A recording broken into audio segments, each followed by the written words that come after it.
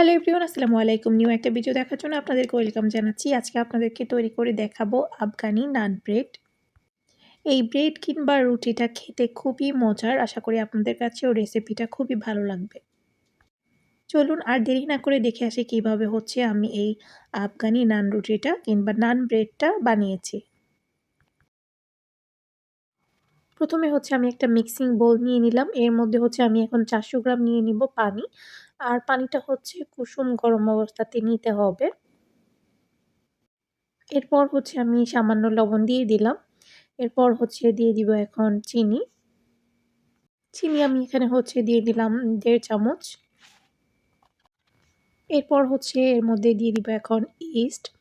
তো ইস্ট আমি এখানে ইউজ করেছি 2 টেবিল স্পুন। এরপর হচ্ছে এটাকে আমি জাস্ট এভাবে একটু মানে ইস্টটাকে পানির সাথে একটু মিশিয়ে নিয়ে এটাকে 4-5 মিনিটের মতো এভাবে রেখে দিব। তো আমি হচ্ছে একটু মিশিয়ে নিলাম। তো এভাবেই হচ্ছে এখন রেখে দিব 4-5 মিনিট। তো ফিরে আসছি আমি 4-5 মিনিট পরে। ফিরে আসলাম 5 মিনিট পর আবার একটু মিশিয়ে নিয়ে তারপর হচ্ছে দিয়ে দিব এখানে 1 টেবিল স্পুন তেল। এরপর হচ্ছে এখন আমি ময়দাটা দিয়ে দিব। তো প্রথমে হচ্ছে আমি 1 কাপ দিলাম। এরপর আরেক কাপ দিলাম। তো দিয়ে একটু মিশিয়ে নিব। তারপর হচ্ছে আমি আবারও ইউজ করব। তো আমার 400 গ্রাম পানির জন্য হচ্ছে 3 কাপ লেগেছিল ময়দা। তো এটা আসলে বলা যায় না কতটুকু লাগবে, কারণ এটা মিশিয়ে নেওয়ার পরই আসলে বোঝা যায় ঠিকমতো। কারণ আপনি ব্যাটারটা কতটুকু নরম রাখতে চান সেটা হিসেব করে। আর এই ব্যাটারটা একটু নরম টাইপেরই হবে। তো 2 কাপ অলরেডি আমি দিয়ে দিয়েছিলাম। এখন আরেকটা কাপের থেকেও আমি অর্ধেকের বেশি দিয়েছি। তো আমি মিশিয়ে নিব। তো আমার কিন্তু পুরাটাই লাগবে।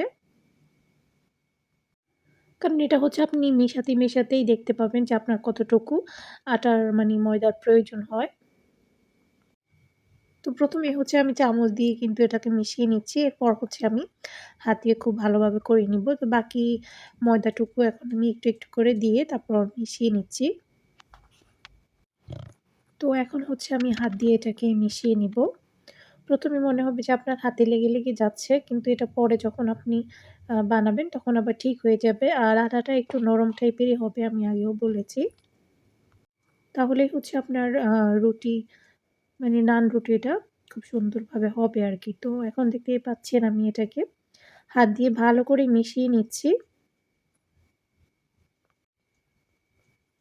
তো বাকি আটাটুকুও আমি দিয়ে দিলাম। মোট আমি ৩ কাপ আটা এখানে ইউজ করেছি। আপনাদের হয়তো কম বেশি অবশ্যই লাগতে পারে, কারণ আম পরিমাণে হয়তোবা একটু কম বেশি লেগেই যেতে পারে। এখন আমি আরও ১ টেবিল চামচের মতো তেল দিয়ে এটাকে এভাবে রেখে দিব প্রায় ৩ থেকে ৪ ঘন্টার জন্য। অবশ্যই এই সময়টা রাখবেন। তো এখন হচ্ছে আমি এর উপরে কিচেনের যেই ফয়েলগুলো আছে ওইগুলা দিয়ে হচ্ছে এভাবে করে রেখে দিব। আর অবশ্যই একটু গরম সাইডে রাখবেন, গরম জায়গাতে, তাহলে হচ্ছে এটা ফুলে যাবে। তো গরম জায়গার রাখার ট্রাই করবেন অবশ্যই। তো এভাবে করে হচ্ছে আমি এখন রেখে দিচ্ছি। ফিরে আসছি প্রায় ৩ থেকে ৪ ঘন্টা পরে।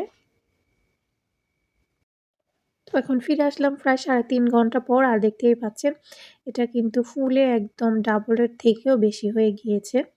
তো আমি উপরের ওটা সরিয়ে নিলাম।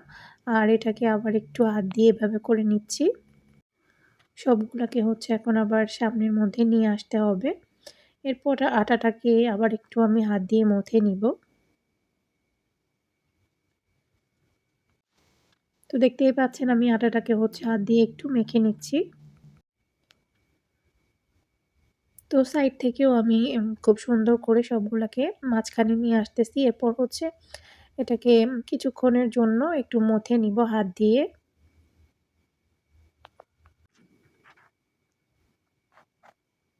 তো ৪-৫ মিনিট হচ্ছে আমি এভাবে করে এটাকে মথে নিব।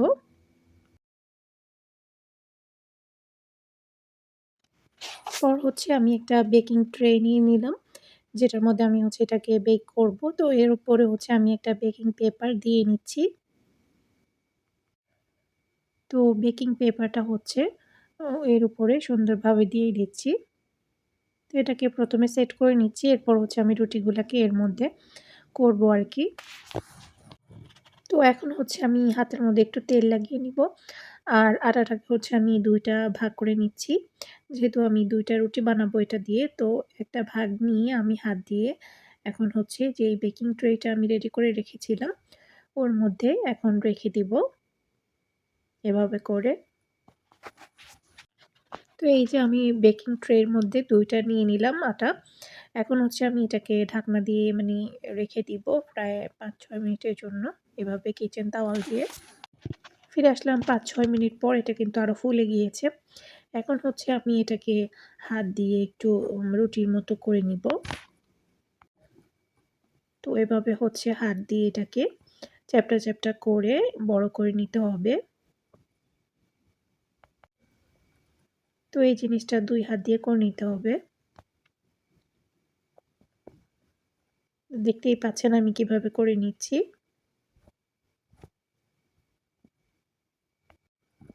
তো এটা একটা রুটির মতো হয়ে গিয়েছে বড়।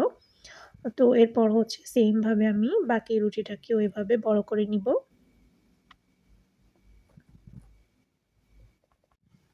এরপর হচ্ছে আমি কিছু ময়দা আর একটু পানি দিয়ে গুলিয়ে নিব। তো ওইটা গোলানোটা এর উপরে দিতে হবে। ২ টা রুটি হচ্ছে আমি বড় করে নিয়ে নিয়েছি, দেখতেই পাচ্ছেন। এখন আমি যেই আটাটার কথা বলেছিলাম আমি ওটাকে ময়দা আর পানি দিয়ে গোলাই নিচ্ছি। এখন এটা দিয়ে হচ্ছে আপনাকে রুটিটা যেরকম হবে ঐরকম করে নিতে হবে। আর একটা আঙ্গুলের সাহায্যে এটা আসলে দেখেই আপনাকে বুঝে নিতে হবে যে কিভাবে করে নিবেন। আপনার হাত দিয়েই হচ্ছে খুব সুন্দর একটা ডিজাইন হয়ে যাবে। তো আমি ১ম এ এভাবে করে নিচ্ছি।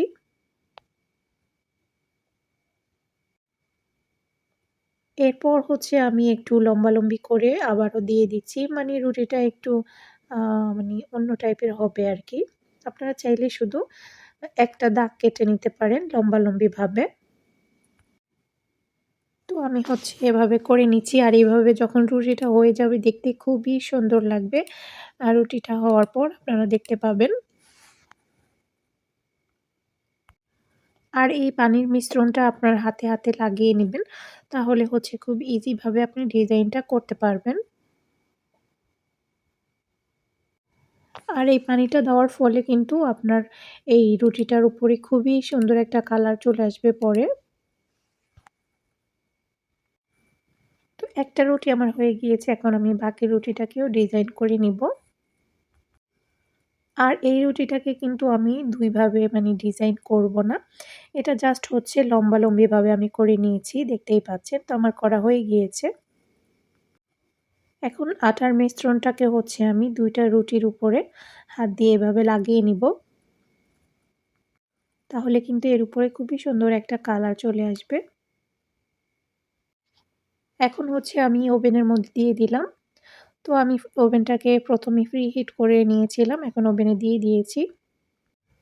তো আমি টাইমটা সেট করে নিচ্ছি। আমি ১ম এ এটাকে ২০ মিনিটের জন্য দিয়ে দিব।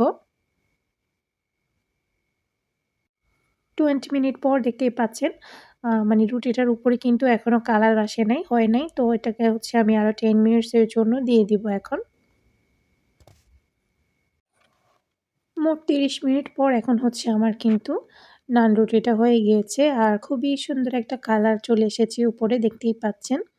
আর এটা এখনো খুবই গরম আছে। এখন হচ্ছে আমি এটাকে ওভেন থেকে বের করে নিব। আর দেখতেই পাচ্ছেন কেমন হয়েছে।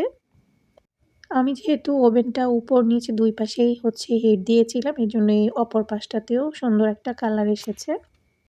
তো রুটিটা কিন্তু এখন হালকা একটু ঠান্ডা হয়েছে। আপনাদেরকে আমি দেখিয়ে দিচ্ছি কিরকম হয়েছে এটা। আর খুবই সুন্দর হয়েছে, দেখতেই পাচ্ছেন কালারটাও দারুণ আসছে কিন্তু। এই যে একটা রুটি কিন্তু আমি অলরেডি কেটে ফেলেছি, এই যে দেখতেই পাচ্ছেন এটার মাঝখানে কিন্তু নরম হবে, একদম সফট হবে। আর উপরেটা হবে একটু ড্রাই টাইপের, শক্ত টাইপের হবে। তো এই রুটিটা এরকমই হয় আর এটা খেতে কিন্তু ভীষণ মজার। এখন হচ্ছে আমি আরেকটা রুটিও আপনাদেরকে কেটে দেখিয়ে দিচ্ছি এটার ভেতরটা কতটা সুন্দর আর পারফেক্টভাবে হয়েছে। তো আমি হচ্ছে এভাবে করে সাইজ মতো কেটে নিচ্ছি সবগুলাকে। আশা করি আফগানি এই নান ব্রেডের আপনাদের কাছে খুবই ভালো লেগেছে রেসিপিটা। আপনারা অবশ্যই ট্রাই করবেন, খেতে ভীষণ মজার হয়ে থাকে।